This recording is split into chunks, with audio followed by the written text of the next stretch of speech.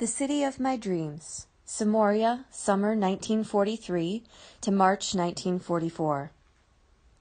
I dream of enrolling in the prep school in Budapest, the capital city. Budapest is a big, beautiful metropolis with wide streets and tall buildings and yellow streetcars whizzing around corners. All the streets of Budapest are paved. In our town, we only have one paved street, the main street, and it is not wide. We have neither tall buildings nor streetcars, only horse-drawn carts and 2 automobiles. One of them belongs to my friend's father. Ours is a small farming town at the edge of the Carpathian foothills. The lovely hills loom in a blue haze toward the west. To the south, the Danube, the cool, rapid river, pulsates with the promise of life. How I love to swim in its clear blue, surging ripples and lie in the shade of the little forest hugging its banks.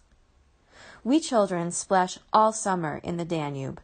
Families picnic in the grass, the local soccer team has its practice field nearby, and the swimming team trains for its annual meet. Even the army camp empties its sweaty contents once a day, hundreds of recruits, into the cool, cleansing waters of the Danube. When the sun moves beyond the hills and the little forest casts a long shadow over the pasture, herds of cattle and sheep arrive at the Danube.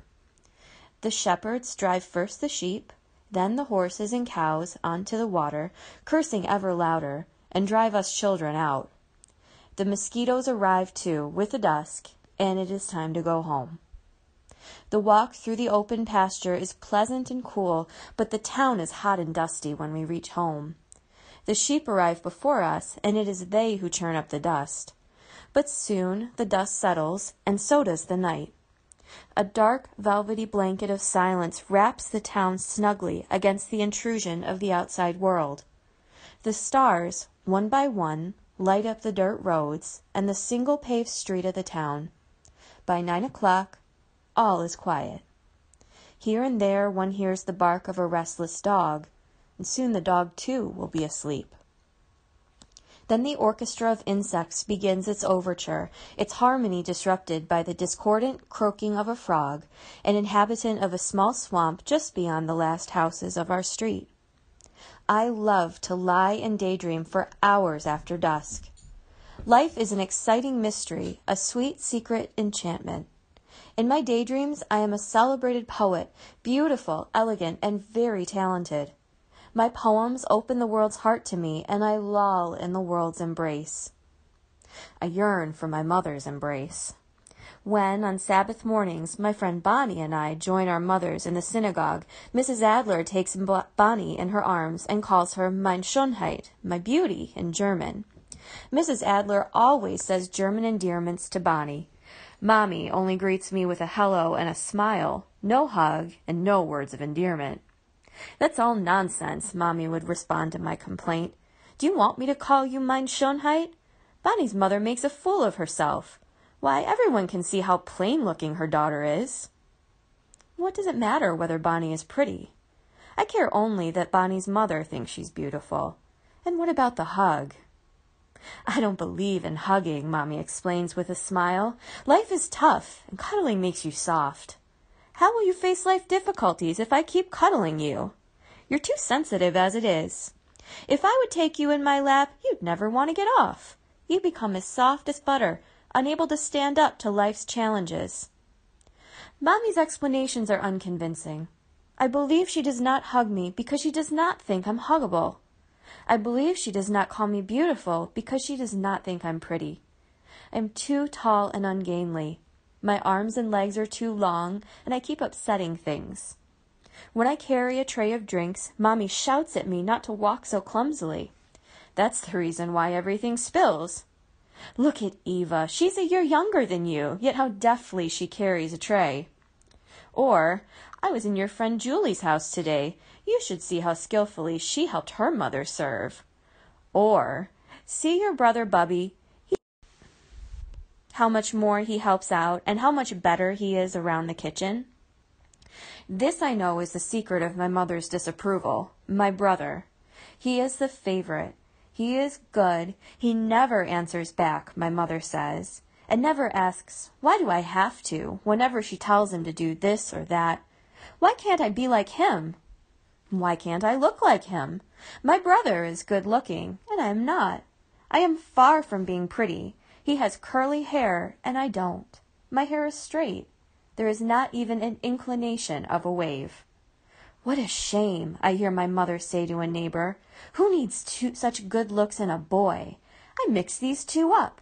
My son should have been the girl, and my daughter, her looks would be fine for a boy. And there's another thing. My brother Bubby looks like my mother's 4 brothers. Mommy refers to them as my beautiful brothers. The 3 words is one. Bubby talks like them, he walks like them, and he acts like them, and he is brilliant, just like they are. I am like my father's family. They are okay, but they're much less dazzling. They are made of much plainer fabric. Bubby has ability, and I only have ambition. You see, I get good grades because I like to study, but my brother gets good grades without ever opening a book. Mommy is very proud of him. Daddy praises me for my ambition. He says ambition is sometimes more important than ability. You can sometimes accomplish more with ambition than ability. I wonder, does the fact that I have ambition mean that I have no natural ability or talent? How will I ever become a celebrated poet without talent? Can I get there by ambition alone? Look, Ellie, Mommy explains, you have a pretty smile, and when you smile, your face becomes quite pretty. Whenever you meet people, say hello with a smile, and people will take you for a pretty girl. I listen and smile whenever I can. The summer passes, and my brother Bubby leaves for Budapest. He is a student of the Jewish Teachers' Seminary there, and how I hope and pray that my dream of joining him next year will come true. Dark, rainy days of autumn freeze into glistening white winter. The gloom of the Hungarian occupation, the slow drag of the war, and increasing food shortages thicken the winter chill. Hitler's shrill radio broadcasts, especially one of his oft-repeated promises, "We will play football with Jewish heads," strike panic in my heart. Daddy reassures me, "Don't worry, little Ellie. It's only a manner of speaking. Don't take it literally, God forbid." Sharp lines of pain etch his square, handsome face as he lets his hand rest on my shoulder. Don't even think about these things, Eliki. Just forget you ever heard them. But I cannot put the vision out of my mind. Bloody heads rolling on the local soccer field become a recurring nightmare. As the winter wears on, my father's erect posture begins to stoop somewhat. His silences become longer, and the shadows under his cheekbones deeper. Ever since the Hungarian occupation 3 years ago, when our business was confiscated, Daddy has become more and more distant. His famous wit has become caustic, his laughter a rare treat. He seems to derive pleasure only from study, and the endless winter evenings find him poring over huge folios of the Talmud. On my birthday, February 28th, the snow starts to melt. Spring is in the air. Daddy has cheered up a little, and it makes my heart sing with joy. I've turned 13, and it promises to be a wonderful spring. I got a new coat with shoulder pads that make me look less thin and more mature. I look at least 15 in that wonderful navy coat with high shoulders. Even John C. Novak, the heartthrob, smiled at me and said, "Oh, hello." Many other wonderful things are happening this spring. I passed the examinations with high marks, and Daddy gave his consent. Without wasting a moment, I wrote for application forms to the Jewish Preparatory School in Budapest. I also wrote a long letter to Bubby. How marvelous it is to see my dreams come into sharper focus with every passing day. How marvelous it is to contemplate living in Budapest, meeting Bubby after school, going places with him. My brother knows everything about Budapest. That night, my daydreams are not laced with painful longing. They are anticipatory and real, and I fall asleep in a glow of happy excitement. There's a sharp knock on the window near my bed. In the next room, my parents are stirring. "They're here again," my father says in hushed tones. I wonder what they want this time. Please be polite to them, Mommy whispers.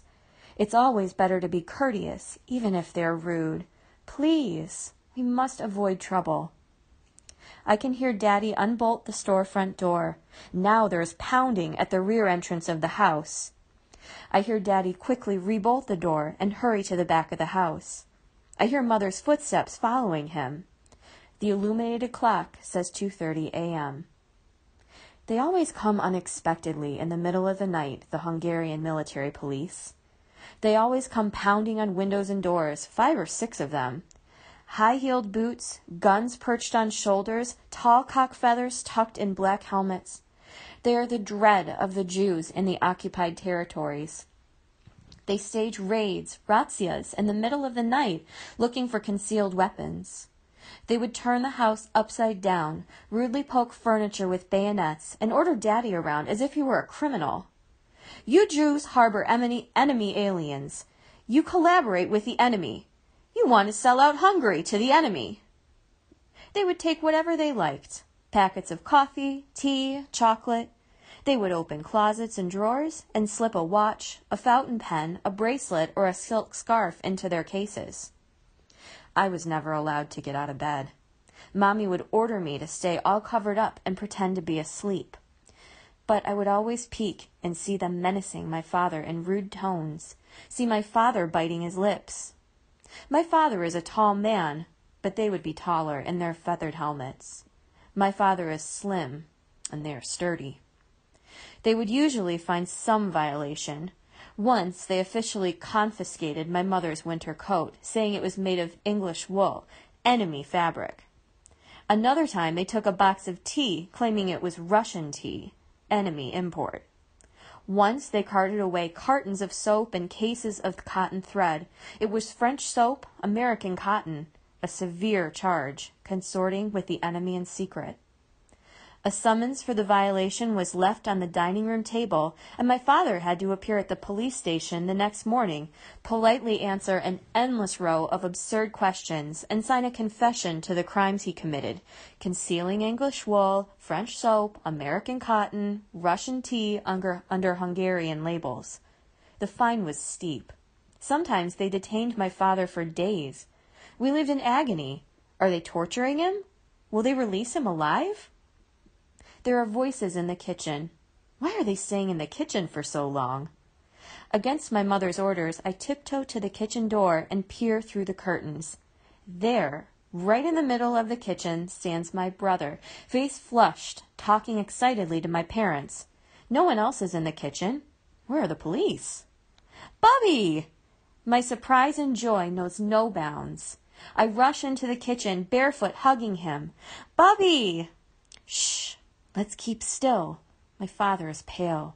Let's all sit down. Now, Bubby, tell us slowly, quietly, what happened. The Germans invaded Budapest. On his way to school this morning, Bubby saw German tanks roll down Andrassy Ute. He saw a huge flag with a swastika on the Parliament building. He saw a long column of armored vehicles with Nazi flags move through Budapest's central thoroughfare.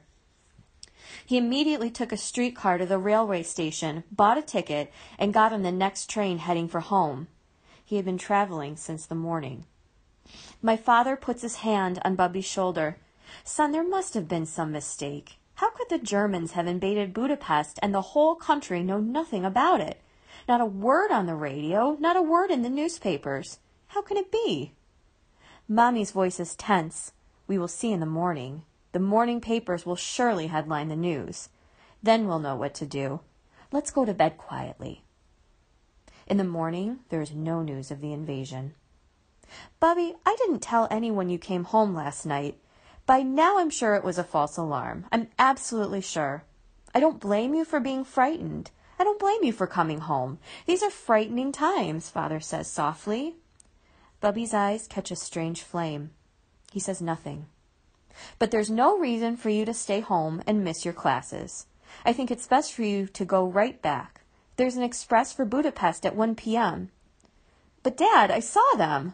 The tanks, the flags with swastikas everywhere, and the crowds. I heard them shout, Heil Hitler. It must have been a demonstration. Some kind of Nazi rally. If you leave on the 1 p.m. express, you can be on time for classes tomorrow morning. You shall have missed only 1 day of classes. Bubby averts his eyes. Father is to be obeyed.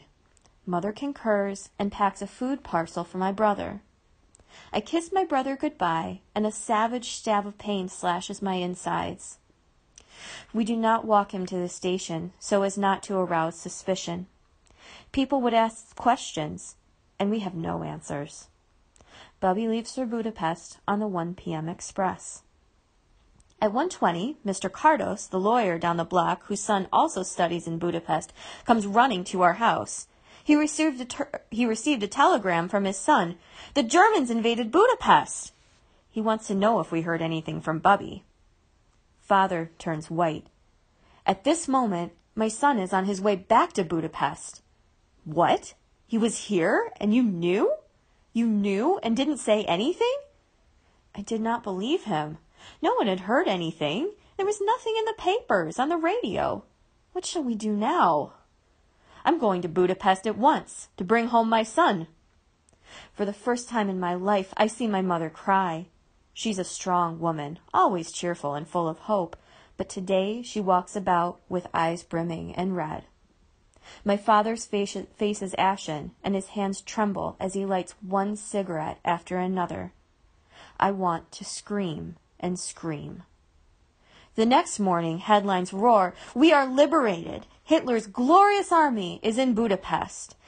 All day long, the radio blares, "Deutschland über alles," and the country is agog with the news. 2 days late. 2 days late. News reaches us of Jews having been arrested in Budapest on the streets, on streetcars, at their workplaces, at railroad stations, and herded into freight trains. And the trains are chained shut. Where were they shipped? No one knows.